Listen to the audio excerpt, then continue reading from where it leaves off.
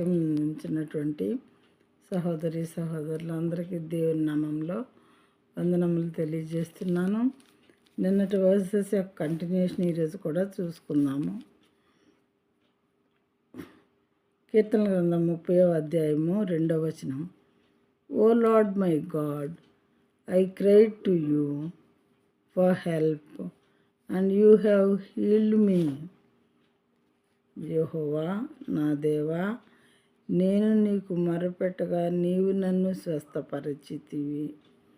దేవునికి మనం మొరపెట్టినట్లయితే ఆయన మనల్ని స్వస్థపరిచే దేవుడుగా ఉన్నారు.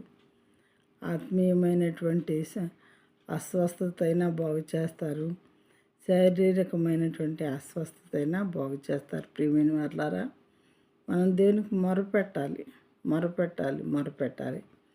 అయితే పాస్టర్ గారులు ఏం చేస్తూ ఉంటారంటే ప్రార్థన చేస్తారు అక్కడికి వచ్చినటువంటి రోగుల్ని స్వస్థపరచడం కోసం.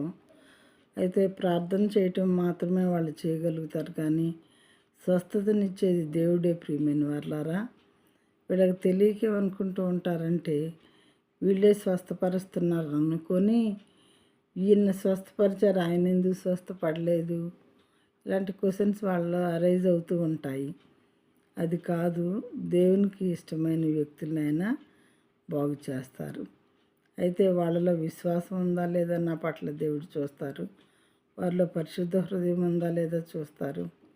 మరి అవి ఉన్నటువంటి వాళ్ళకి లేదా ఆయనకి ఇష్టమైన వాళ్ళకి స్వస్థతనిస్తారు. అంతేగాని పాస్టర్స్ కాదు స్వస్థతనిచ్చేది, వాళ్ళ ప్రార్థన ద్వారా దేవుడు స్వస్థపరిచేది.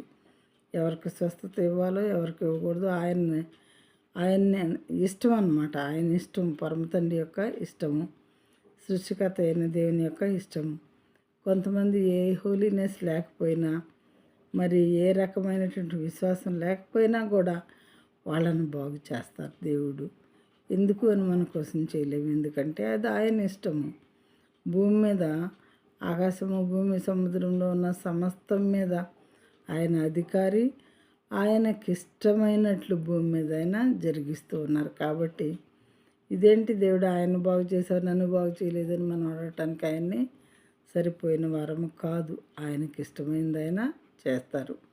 అంతేగాని మానవుల వశంలో లేదు స్వస్థత అనేది, దేవుని వశంలోనే ఉన్నది.